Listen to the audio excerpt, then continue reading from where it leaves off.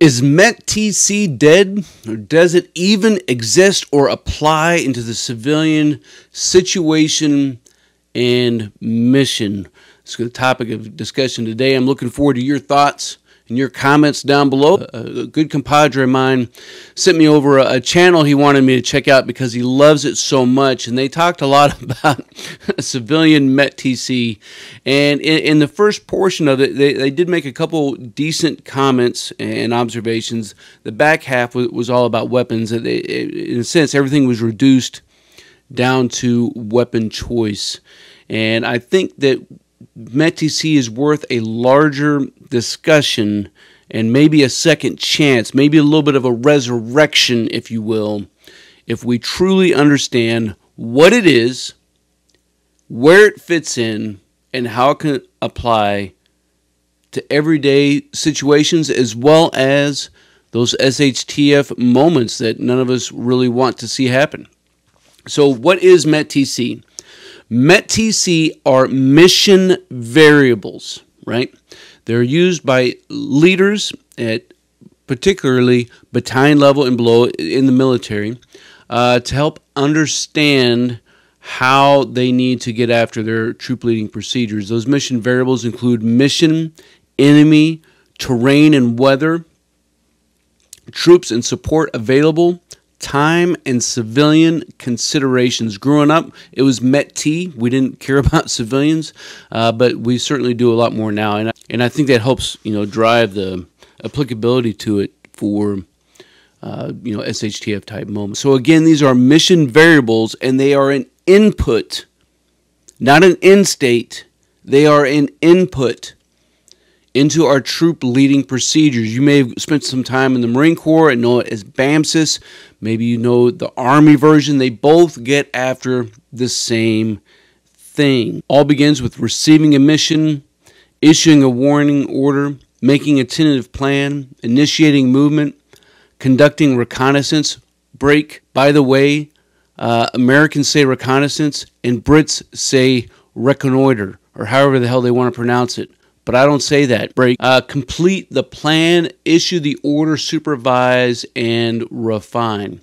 So within that third step of making a tentative plan, when we're making our plan, that is where we receive the input from METT-TC. And it sounds formal, and in some cases, for some situations, it is an extremely formal process.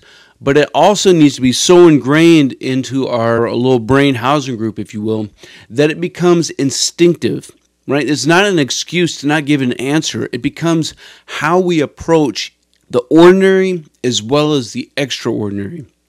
And so when we're making this plan, we pull the METT-TC out and we run through everything that we know. What is our mission?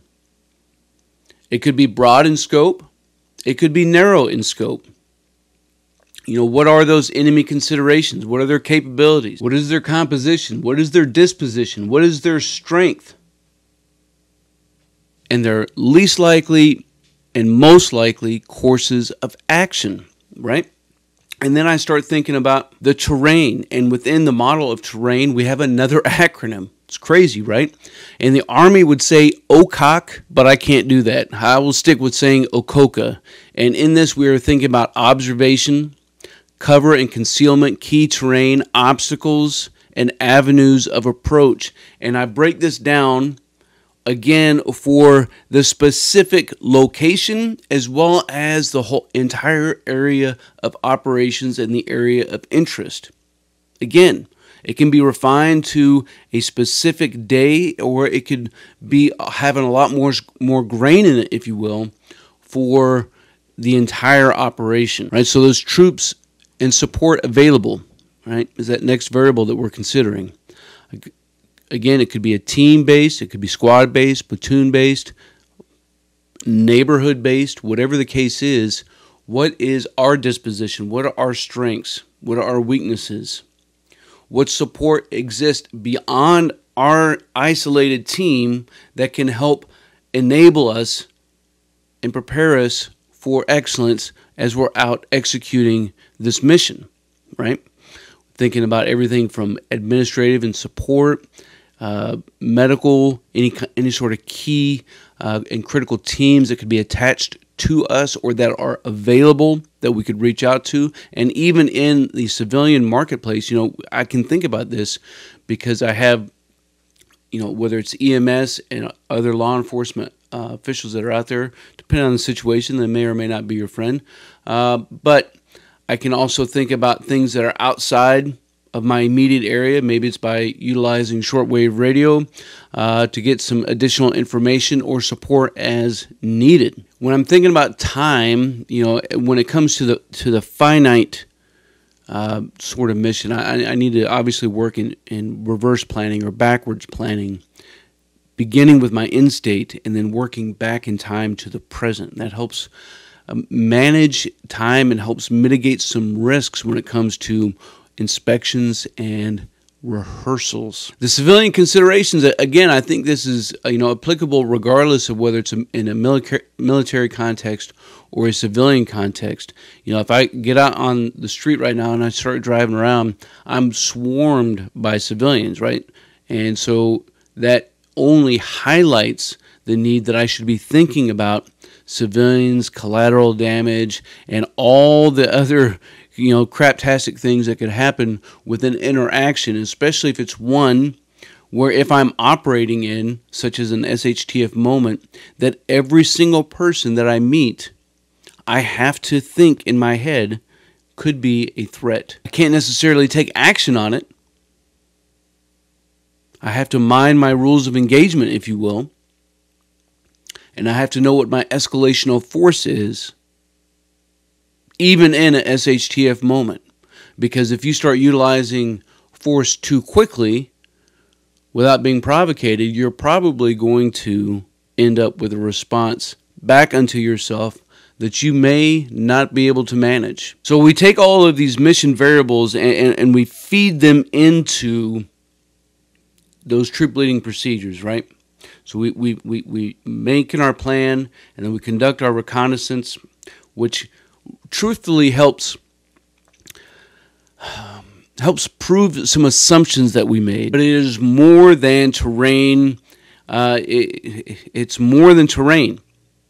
I want to prove my assumptions.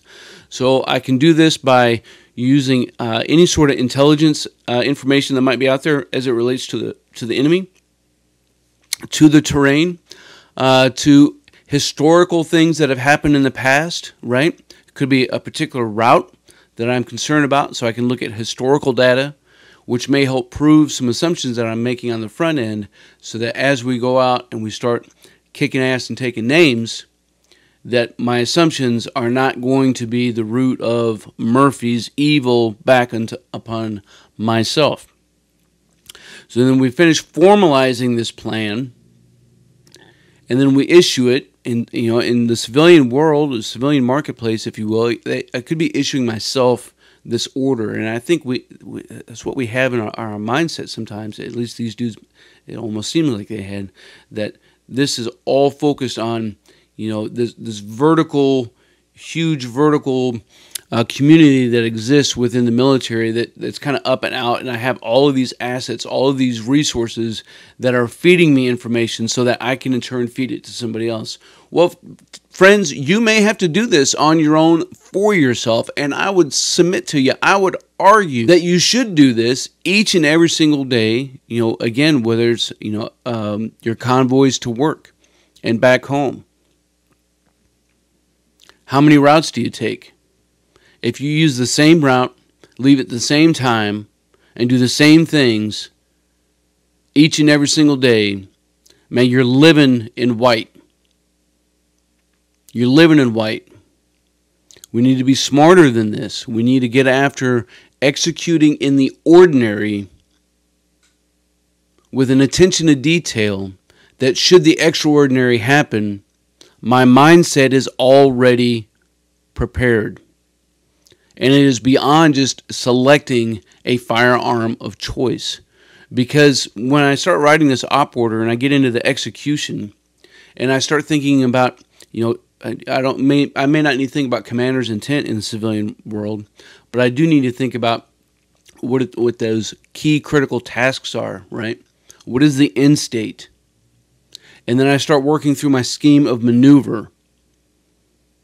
And in this scheme of maneuver, including but not limited to, I need to think about actions that are taken between where I am to where I'm going, and potentially back to where I'm at again, as well as how I'm going to mitigate a number of risks that I could happen upon.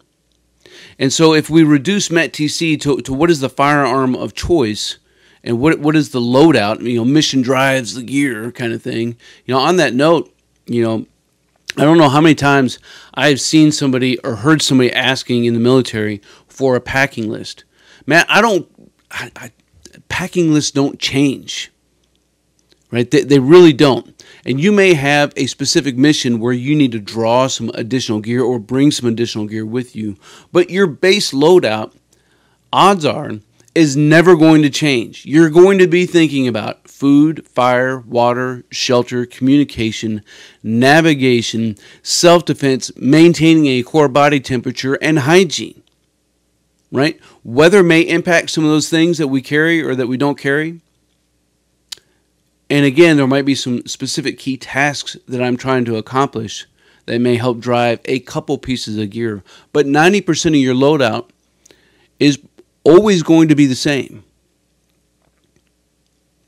So the idea that mission drives the gear is some sort of refined, high-speed, low-drag-ism, if you will, that all the high speeds on YouTube are spitting out, and it just sounds cool, and that it means that something that it doesn't mean, like it's just craptastic. We need to get beyond that, team. So I finished writing my execution paragraph and discussing, again, all of those tasks that were going to happen. It's those what ifs, it's those battle drills that we're going to put in. And those apply, again, to the everyday life, to the ordinary, and to the extraordinary. What if you're walking through a mall? Let's say that was your mission for the day. Hey, we're going to go to the mall. What if you're assaulted? What if you see somebody who's assaulted? You just going to record it with your freaking cell phone? Or are you going to locate clothes with? I don't know. That's up to you to decide. I can't tell you what to do. But what I would tell you is that there are so many most likely what ifs. We don't have to get into the weeds on the least likely. But there are a ton of most likely events that could happen. Watch the news. We're surrounded by a ton of bad what ifs. So if we're not thinking about them, if that's not at the forefront of our thought, then man, we're chasing down a creek without a freaking paddle, right? And so we need to be smarter than this.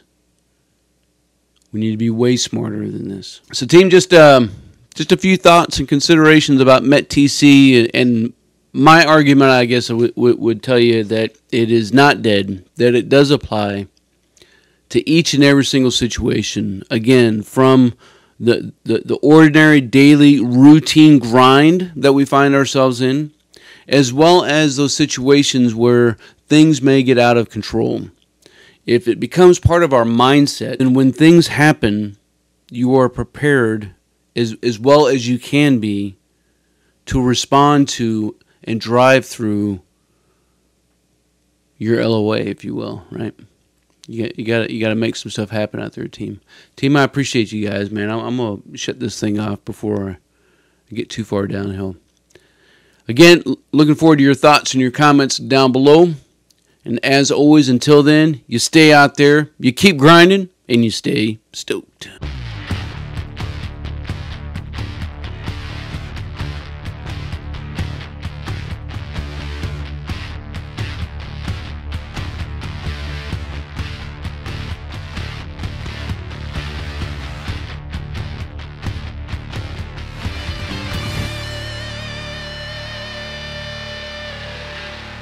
Team, if you want to master your craft and develop your tactical virtue, make sure you subscribe to the channel and click that notification bell so that you can stay up to date on future content. Consider becoming a channel member. It's going to give you exclusive access to content not available to anybody else. I appreciate you guys. Until then, you stay out there, you keep grinding, and you stay stoked.